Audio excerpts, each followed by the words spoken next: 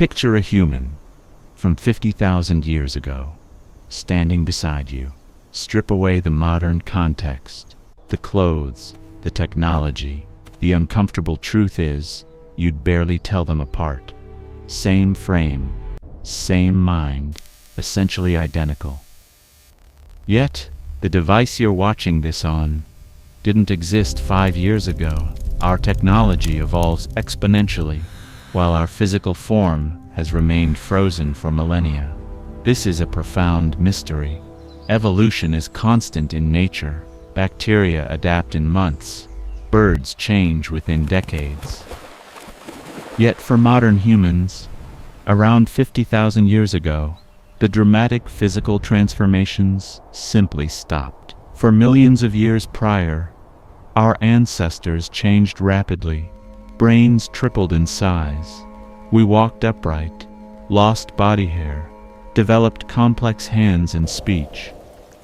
Then, with the emergence of anatomically modern humans, the changes ceased. We've since colonized every environment, survived ice ages, built civilizations, all while our bodies stayed the same. This defies evolutionary logic. When species spread, they diversify. So why haven't we? The answer lies in a perfect storm of prehistory, a population bottleneck, a technological revolution, a brain so powerful it made further physical change unnecessary, and constant migration that prevented isolation. We became the species that evolved to stop evolving. So, what makes a human anatomically modern? It refers to specific physical features emerging in Africa between 200,000 and 300,000 years ago. Your face in a mirror would be recognizable to someone from 250,000 years ago. Earlier ancestors, from 500,000 years ago, had robust features, heavy brow ridges, projecting jaws, thick skulls, built for raw power. Then, a new form appeared. Gracile skeletons, slender bones, narrowed rib cages, and longer limbs. A body optimized for endurance and efficient travel, not brute strength. We became distance specialists. Brain size plateaued, but organization transformed. Our brains became rounder, with expanded frontal lobes for planning and social reasoning, and larger temporal lobes for language. Our vocal anatomy also shifted, a descended larynx, while making us prone to choking. Granted, a vast range of sounds for complex speech. Genetics, like the FOXPR gene variant, suggest this emerged recently. All these anatomical pieces, assembled between 300,000 and 50,000 years ago, yet for most of that period, behavior remained static, simple tools, little symbolic culture. Then, around 70,000 to 50,000 years ago, an explosion occurred.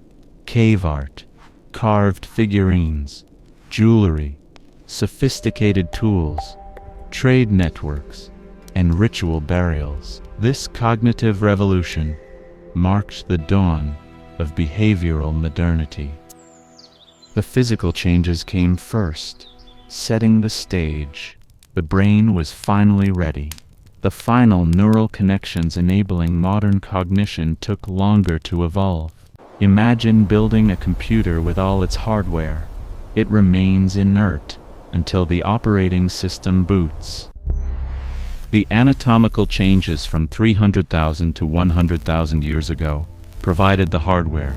The cognitive revolution, beginning around 70,000 years ago, was that crucial software activating. Genetic studies reveal genes for brain development and neural plasticity were still evolving rapidly. As recently as 40,000 years ago, the wiring was being finalized. By 50,000 years ago, clear physical distinctions separated us from our relatives. Neanderthals, having split from our lineage around 800,000 years ago, evolved robust, cold-adapted bodies with differently shaped brains. Denisovans were similarly sturdy, with unique, high-altitude adaptations. Modern humans became generalists, less physically powerful, but more adaptable, with superior communication and a capacity for rapid innovation. Our brain organization allowed faster cultural accumulation and transmission. By this point, the human blueprint had stabilized. The fossil record shows remarkably little anatomical change afterward. We had reached an optimal design, flawed, but where major alterations would be detrimental. Our form was now sufficient to support complex brains and sophisticated social behavior. Evolution shifted from the physical to the cultural realm. The hardware was complete. All subsequent changes were software updates. We became the species we are today, physically unchanged in any fundamental way for 50,000 years.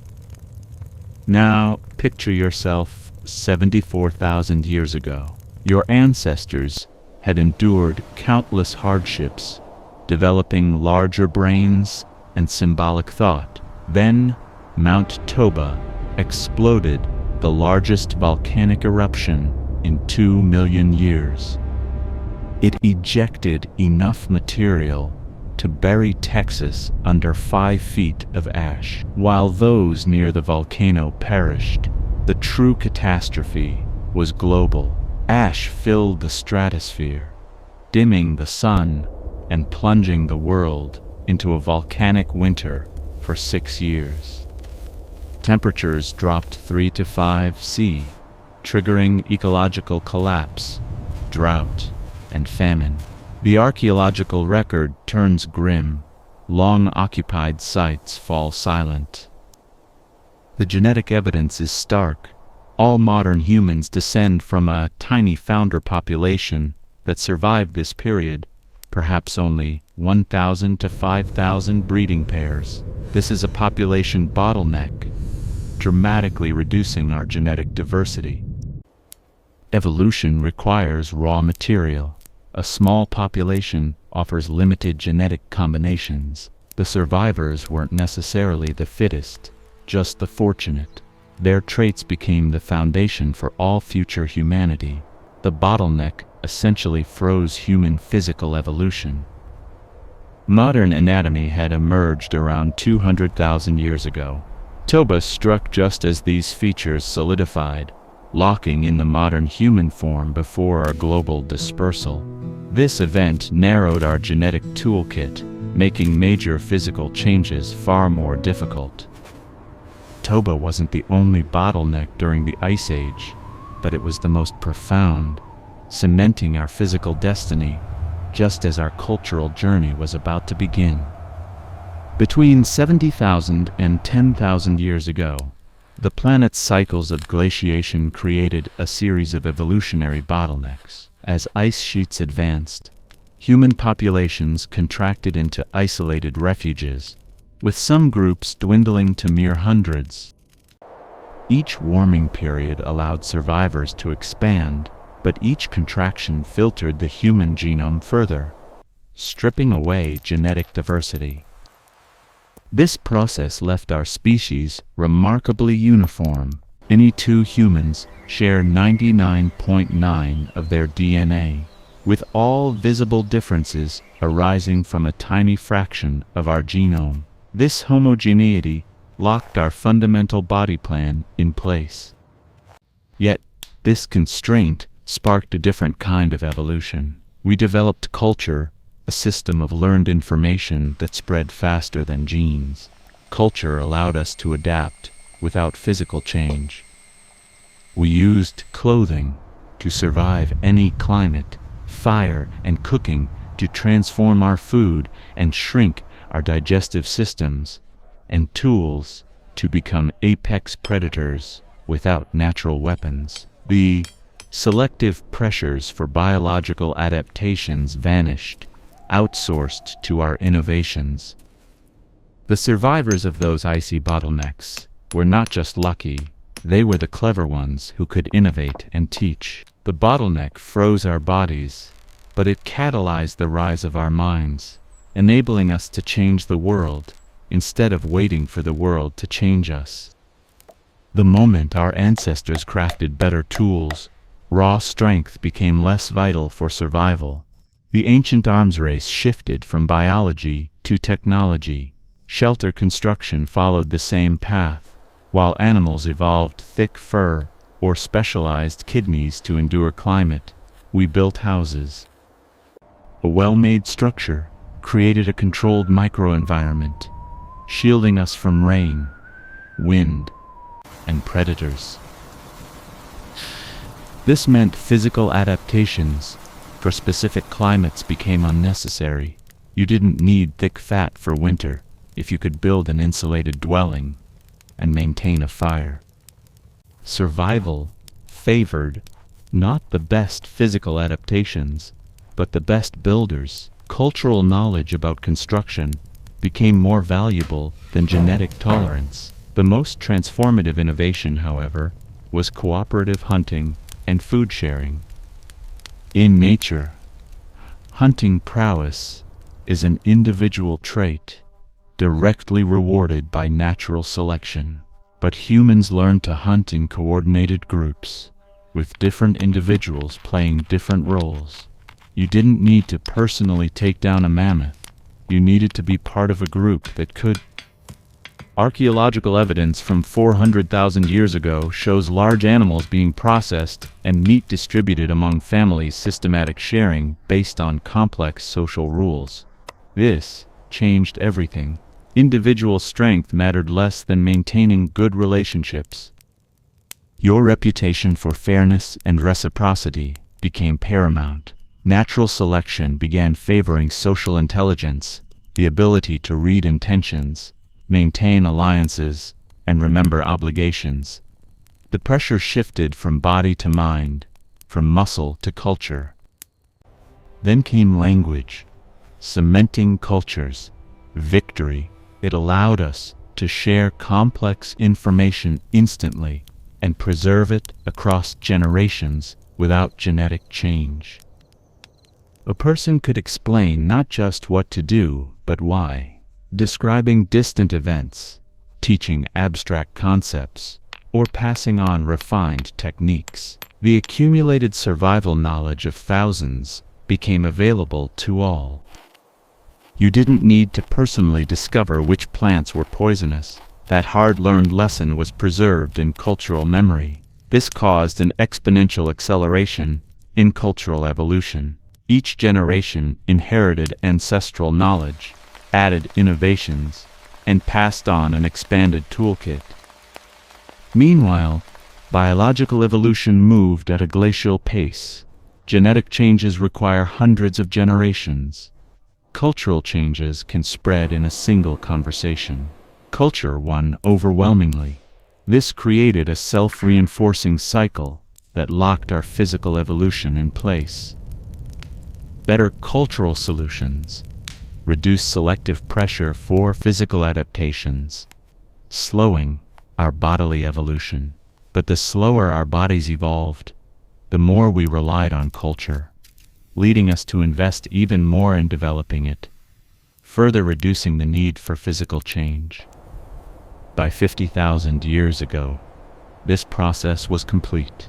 We had a cultural toolkit, sophisticated enough to survive anywhere, clothing for any climate, fire for any food, tools for any prey, shelters for any weather.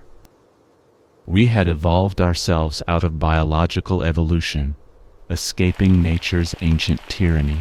We became a species whose evolution happened in our minds, our tools and our traditions, cultural beings. From that moment, our physical form was essentially frozen, a testament to what we were when culture took over. Our minds and technologies would evolve at breakneck speed, while our bodies remained stubbornly the same. This story takes a fascinating turn. As these human species spread and innovated, their bodies made a profound trade, raw physical power for intelligence. That trade came with consequences that still define us. Your brain, weighing just 3 pounds, consumes roughly 20 of your body's entire energy budget. It wasn't always this way. 2 million years ago, early human ancestors had brains a third our size, consuming maybe 8-10 of their energy. Then, over 1 million years, our brains grew with lightning speed. By 300,000 years ago, they were nearly modern-sized. By 200,000 years ago, they reached modern proportions. But this growth came at a massive price. Evolution gives nothing for free. Every calorie devoted to the brain is a calorie denied elsewhere. So, what did we give up? Almost everything, pound for pound. Humans are pathetically weak compared to other primates. A 100-pound chimpanzee can overpower a 200-pound human. We traded muscle investment for brain tissue. We are also painfully slow. A human might sprint at 15-20 im briefly, while lions run at 50 im pre. Speed requires massive leg muscles and specialized fibers energy. Our brains monopolized. Our teeth shrank, too. Compare a gorilla's massive canines and powerful jaw.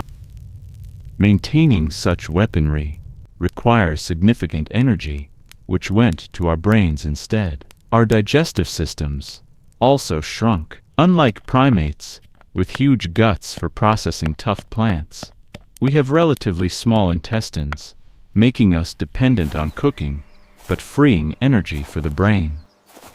The most dramatic trade-off was the obstetric dilemma. Walking upright requires a narrow pelvis for efficient locomotion, but human babies must be born with heads large enough to house our energy-hungry brains. Those big heads must fit through that narrow birth canal. Evolution's solution was brutal. Human babies are born essentially premature. A baby horse walks within hours. A baby chimp clings to its mother. Human infants are completely helpless, unable to walk, cling, or even hold up their heads for the first year. This creates an enormous liability, a dependency that would be fatal for any other species.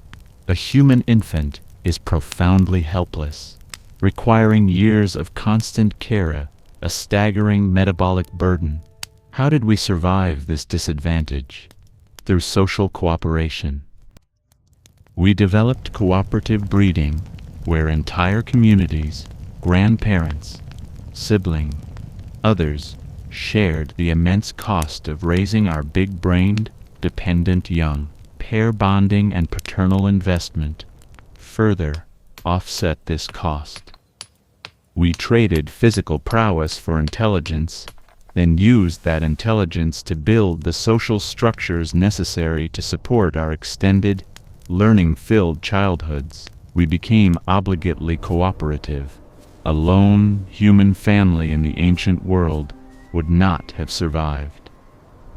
Then, around 50,000 years ago, our brain growth stopped. We had reached an optimal size, a sweet spot, where the benefits of more intelligence were balanced by the brutal costs, the peril of childbirth through a bipedal pelvis, and an unsustainable energy demand. Evolution halted, not from a lack of pressure, but because the body's physical constraints had been met. Every system was now reconfigured around a single goal, supporting that 3-pound supercomputer. Want stronger muscles or sharper claws? Those calories were already allocated. The human body became a life support system for the brain. This intelligence allowed us to master language, tools, fire, and social bonds, compensating for every physical weakness. The trade-off was complete. There was no going back. We became the species that thinks its way out of problems. Then, something unprecedented happened. Starting around 70,000 years ago, a small group left Africa and began a relentless global migration.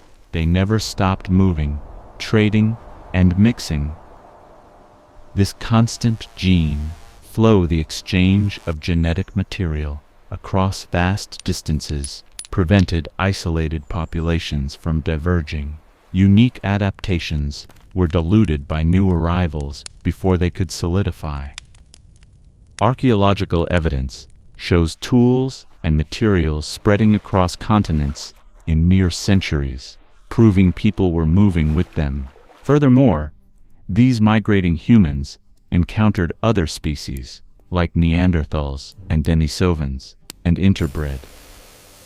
Yet, instead of creating more divergence, this constant churning and remixing of genes across a globally connected network acted as a powerful homogenizing force. It locked our physical form in place, making us, for all practical purposes, the species that stopped evolving. Those Neanderthal and Denisovan genes blended back into the human gene pool. When modern humans met Neanderthals in the Middle East 50,000 years ago, they interbred. Offspring inherited helpful genes, like cold climate adaptations, and then migrated, spreading and diluting those genes throughout the expanding population. It was like dropping colored marbles into a giant, never-ending mixer, eventually creating a uniform blend everywhere. The genetic evidence is striking. Despite spreading across the globe and encountering different environments, modern humans remained remarkably similar. Two humans from opposite ends of the earth are more genetically alike than two chimpanzees from neighboring African forests. This similarity exists because gene flow never ceased. Even seemingly isolated groups maintained contact through chains of neighboring populations, creating a global network. A genetic innovation in Africa could, over millennia, spread all the way to Australia through these connections. Groups that attempted true isolation either died out or were eventually reabsorbed. For example, a population reached the Philippines around 50,000 years ago and remained isolated for thousands of years, but they ultimately went extinct or were absorbed. Their genes never diverged enough to create a new species. Complete isolation for hundreds of thousands of years would have been required, but human mobility made that impossible. Then, around 10,000 years ago, agriculture emerged. Instead of creating isolation, it caused population explosions, leading to more trade, movement, and genetic mixing than ever before. After the agricultural revolution, gene flow between populations actually accelerated. Mutations spread faster. Trade routes, empires, and writing all increased mobility and genetic exchange. By 3,000 years ago, networks like the Silk Road connected continents, making speciation impossible. Even populations in extreme environments, like the Arctic, developed cultural, not physical, adaptations for survival. Some tweaks occurred, like lighter skin in northern latitudes for vitamin D synthesis, but these were minor modifications. The key was that gene flow kept all human populations interfertile. We never separated long enough for reproductive barriers to form. Compare this to polar bears and grizzly bears, which diverged just 150,000 years ago and are now distinct species. Modern humans and Neanderthals had been separated for over 500,000 years. yet could still interbreed. The difference was gene flow.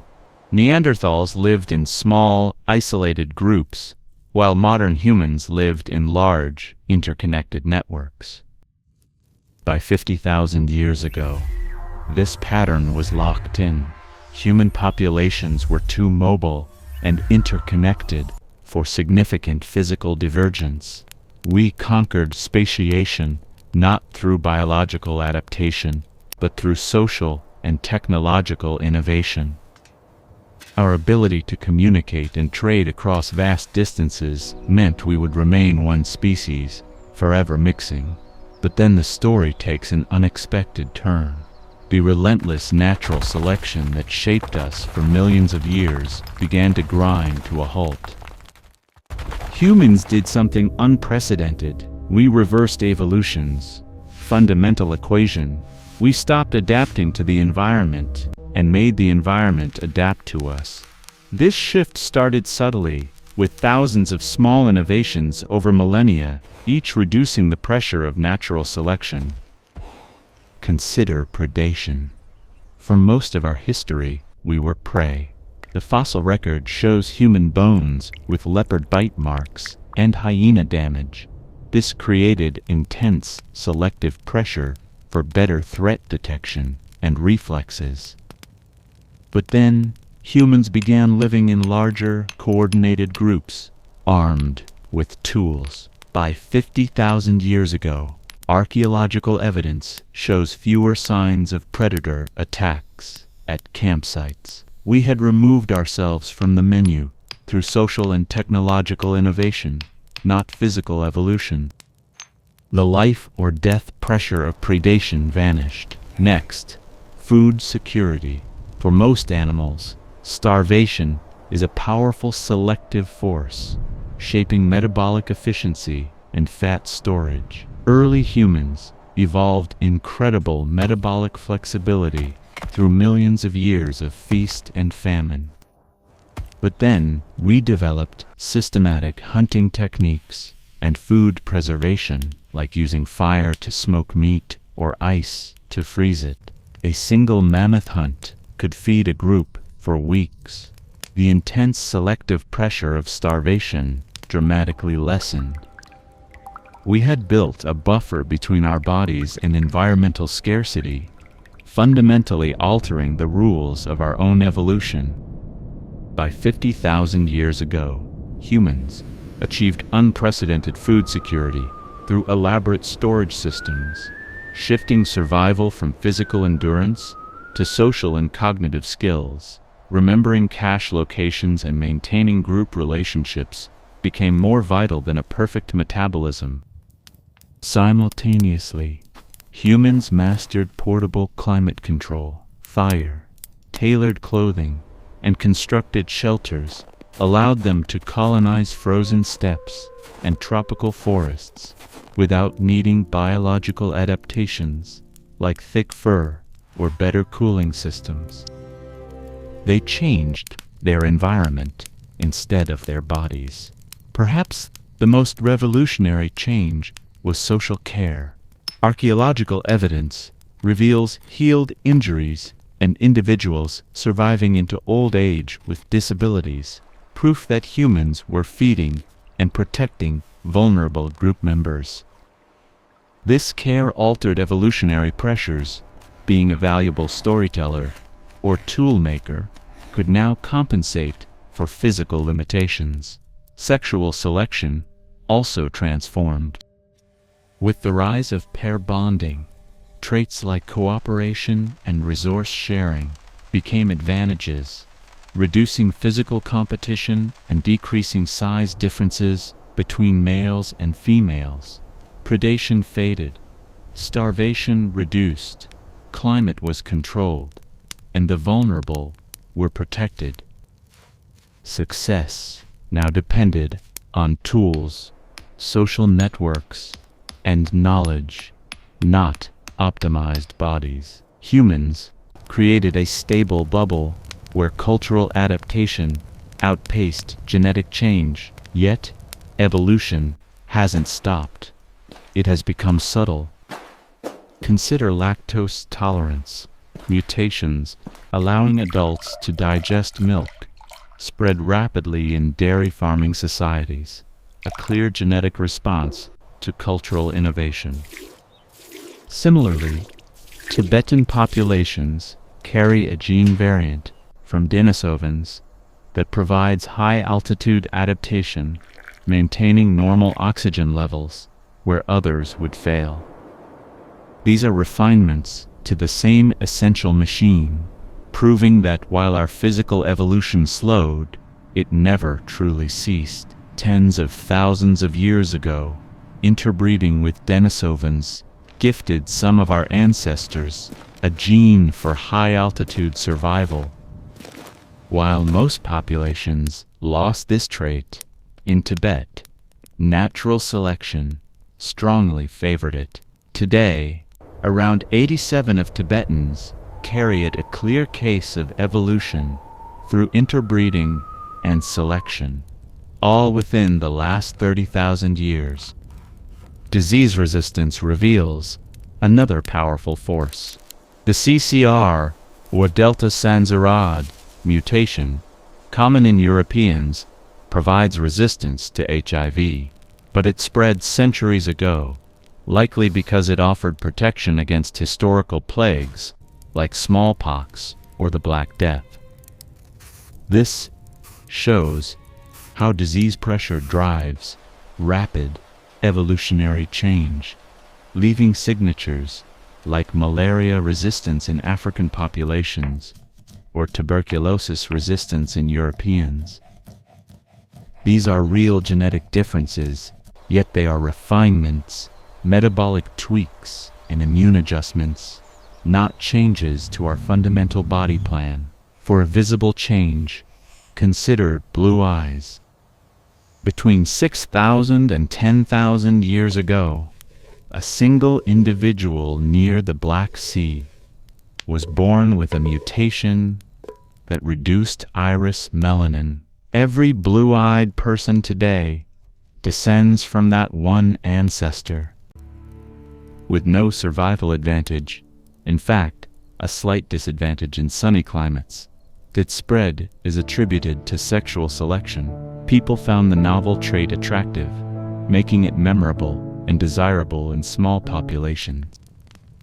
This is evolution driven by mate choice, creating a visible physical change within recorded history.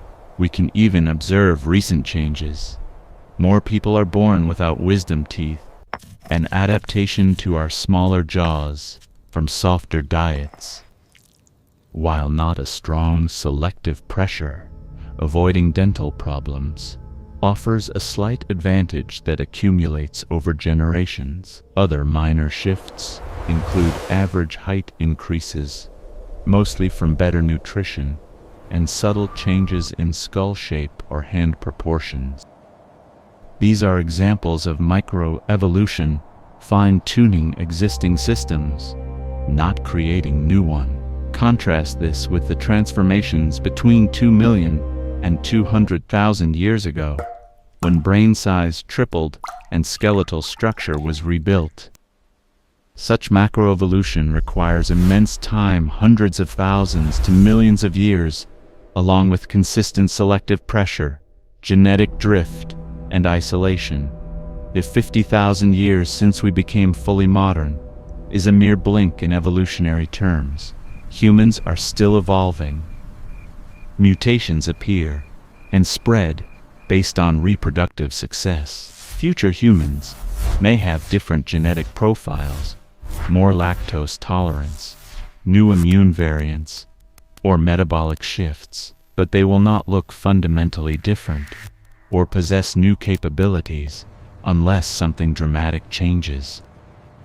Our culture, technology, and global interconnectedness have stabilized physical evolution. Medicine eliminates fatal pressures, global migration prevents isolation, and we engineer environmental solutions faster than biology can adapt.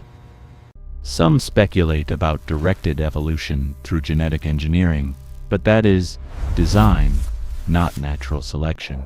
Real evolution continues subtly, but the age of major human physical transformation ended when we became smart enough to change our world instead of letting it change us. We refined the blueprint, but the fundamental form remains. Such immense energy investment left nothing for further physical change. Evolution granted us intelligence, and with it, we thought our way through challenges instead of physically adapting to them. Fourth, we mastered our environment. We inhabit the Arctic and the Sahara, not through bodily evolution, but by carrying our climate with us through fire, clothing, and technology. We have frozen the very pressures that once shaped our form. Yet the most profound realization is this: we became the first species to direct its own evolution, not through genes, but through ideas. Each generation inherits knowledge, stories, and tools, a cultural legacy that adapts faster than biology ever could. We are shaped more by these inherited ideas than by our DNA. We are evolution's strangest creation, the creature that adapted so perfectly, it ceased needing to change. You are the descendant of survivors, inheritor of a legacy refined in crisis. For 50,000 years, we have remained essentially unchanged because we became the species that no longer needed to.